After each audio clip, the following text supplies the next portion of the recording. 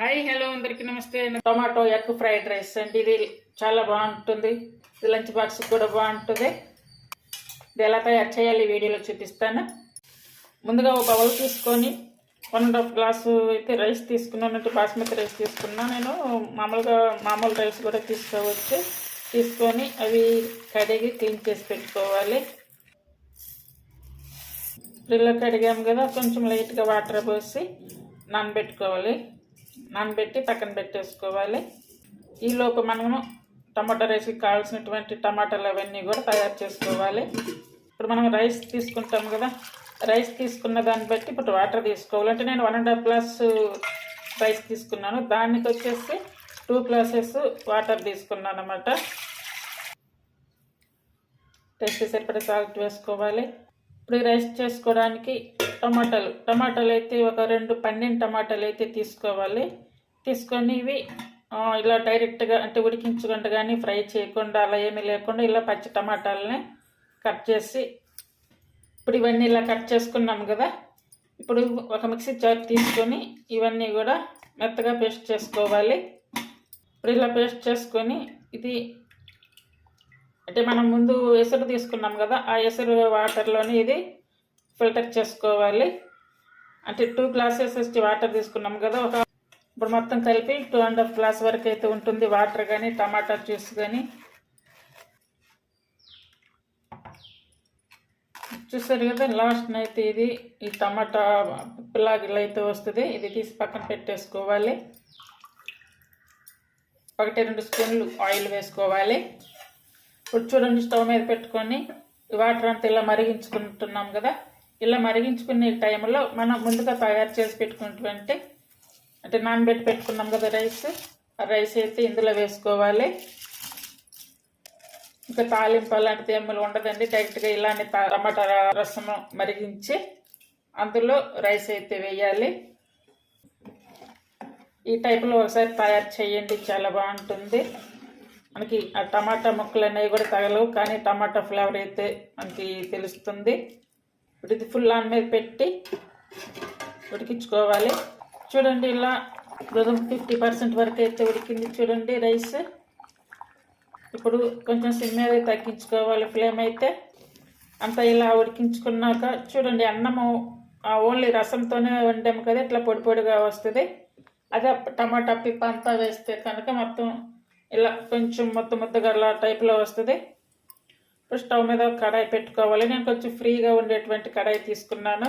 కొంచెం ఆయిల్ వేసుకొని అలాగే సాల్ట్ కూడా కొంచెం సాల్ట్ వేసుకోవాలి. అంటే టేస్ట్ని బట్టి కాకుండా కొంచెమే వేసుకోవాలి. అలాగే పెప్పర్ పౌడర్ 1/2 స్పూను, కొంచెం కొత్తిమీర వేసుకోవాలి. ఇవన్నీ కలుపుకొని ఇప్పుడు ఎగ్ కొట్టుకోవాలి. ఎగ్స్ నేనైతే ఒక 2 ఎగ్స్ అయితే తీసుకున్నాను. అంటే 1.5 గ్లాస్కి 2 ఎగ్స్ తీసుకున్నాను అన్నమాట. ఇదంతా కూడా కలుపుకోవాలి. అంటే మరీ చిన్న పీసెస్ కాకుండా, అలానే మరీ పెద్ద పీసెస్ కాకుండా అలా ఉండేలా కలుపుకోవాలి ఎగ్ పొరటు అనేది. ఇప్పుడు ఇలా ఎగ్ పొరటు చేసుకున్నాం కదా, ఇది తీసి ఇప్పుడు ముందుగా తయారు చేసుకున్నటువంటి టమాటా రైస్లో వేసుకోవాలి. ఇప్పుడు అదే కడాయిలో మళ్ళీ కొంచెమే వేసుకోవాలి ఆయిల్ వేసుకొని ఇప్పుడు హోల్ మసాలా, అంటే నేను ఎక్కువ కూడా ఏమి వేయట్లేదు, చెక్క లవంగం అలాగే యాలకి షాజీరా బిర్యానీ ఆకు మాత్రమే వేసాను. కొంచెం కరివేపాకు వేసుకోవాలి. సన్నగా కట్ చేసినటువంటి అల్లం వెల్లుల్లి ముక్కలు వేసుకోవాలి. అలాగే సన్నగా కట్ చేసుకున్న పచ్చిమిర్చి ముక్కలు ఇదంతా కూడా కొంచెం వేయించుకోవాలి. ఇలా వేయించుకున్నాక ఇప్పుడు పుదీనా అలాగే సన్నగా కట్ చేసుకున్న ఉల్లిపాయలు వేసుకోవాలి. అల్లం వెల్లుల్లి పేస్ట్ వేయకుండా ఇట్లా సన్నగా కట్ చేసిన వెల్లుల్లి అల్లం పలుకులు వేస్తే కనుక ఆ ఫ్లేవర్ అనేది బాగుంటుంది. అలాగే 1/2 స్పూన్ పసుపు వేసుకోవాలి. సాల్ట్ అయితే గమనించుకొని వేసుకోవాలంటే మనం ఎగ్లో వేసుకున్నాము, అలాగే రైస్ ఉడికించేటప్పుడు కూడా వేసుకున్నాం కాబట్టి కొంచెం గమనించుకొని వేసుకొని ఎంత కలుపుకోవాలి. అలాగే కొంచెం కారం మనం తినే టేస్ట్ని బట్టి వేసుకోవాలి. ఆల్రెడీ పచ్చిమిర్చి అలాగే పెప్పర్ పౌడర్ వేసింది కదా, దాన్ని బట్టి మనం ఇప్పుడు కారం తీసుకోవాలి. నేనైతే కారం చాలా తగ్గించి తీసుకున్నాను. తాలింపు అంతా అలా తయారు చేసుకున్నాక చూసారు కదా, ఇప్పుడు ఈ రైస్లోనే నేను ఎగ్ కూడా ఇందులోనే వేసాను. ఇప్పుడు ఈ రైస్ ఎగ్ తీసుకొని మనం ఇప్పుడు తయారు చేసుకున్నటువంటి తాలింపు ఉంది కదా, ఆ తాలింపులో వేసుకోవాలి.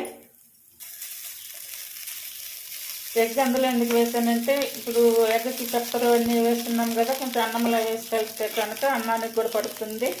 మొత్తం బాగా కలిసేలా అంతా కలుపుకోవాలి. కంప్లీట్గా సిమ్ మీద పెట్టేసుకొని మూత పెట్టి ఒక 4-5 నిమిషాలు ఉంచేసుకోవాలి స్టవ్ మీద. ఇది లంచ్ బాక్స్ పెట్టినా కూడా చాలా చాలా బాగుంటుంది ఈ రెసిపీ. అలాగే లంచ్కి డిన్నర్కి కూడా చేసుకోవచ్చు. ఇప్పుడు కొంచెం గరం మసాలా వేయాలి. అంటే గరం మసాలా 1 స్పూన్ వేసుకోవాలి. చాలా తక్కువ మసాలాతో టమాటో ఎగ్ ఫ్రైడ్ రైస్ ఇలా తయారు చేయండి. మీరు కూడా ఇంకా కొత్తగా నేర్చుకునే వాళ్ళు కూడా ట్రై చేయండి. ఇప్పుడైతే కొత్తిమీర వేసుకోవాలి. జీడిపప్పు పలుకులు. ఇప్పుడు స్టవ్ మీద కడాయి పెట్టుకొని, ఇది ఒక చిన్న టిప్ లాగా చెప్తున్నా, కొంచెం 1 స్పూను ఆయిల్ వేసుకొని ఈ జీడిపప్పు పలుకులు ఉన్నాయి కదా, ఈ జీడిపప్పు పలుకులు కొంచెం ఎక్కువగా వేసుకొని వేయించుకోవాలి. ఇలా వేయించుకొని చల్లారి పెట్టుకొని ఒక డబ్బా స్టోర్ చేసుకొని ఫ్రిడ్జ్లో పెట్టుకుంటే కనుక మనకి ఎప్పుడు కావాలంటే అప్పుడు జీడిపప్పు వేసుకోవచ్చు.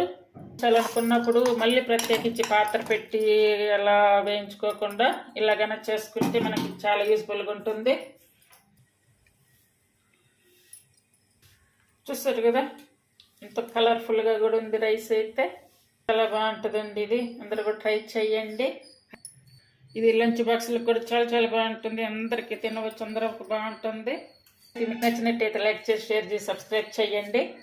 అలాగే హైప్ ఆప్షన్ ఉందండి, హైప్ ఆప్షన్ ఇచ్చి ఛానల్ సపోర్ట్ చేయండి. మీకు నచ్చితే కనుక చేయడానికి ట్రై చేయండి, ఫాలో అవ్వండి. Thank you for watching.